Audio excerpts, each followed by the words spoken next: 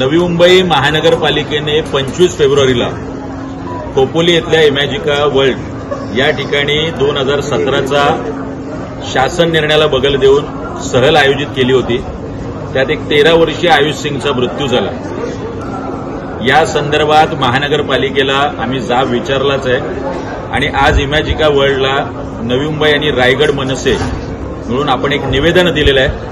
अत्यंत शांततेने आम्ही आज हे निवेदन दिलेलं असलं तरी यापुढे खाजगी शाळा असतील, महानगरपालिकेच्या शाळा असतील किंवा झेडपीच्या शाळा असतील, कुठल्याही शाळेची शैक्षणिक सहल इथे आयोजित करू नये असा इशारा वजा विनंती आम्ही आज यांना केलेली आहे। माझे इथले कलेक्टर असतील, पोलीस एसपी असतील, तहसीलदार असतील यांना सुद्धा विनंती आहे 2017चा शालेय शिक्षण विभागाचा महाराष्ट्र शासनाचा शासन निर्णय याची अंमलबजावणी करून घेण्याचं काम आपलं सुद्धा आहे।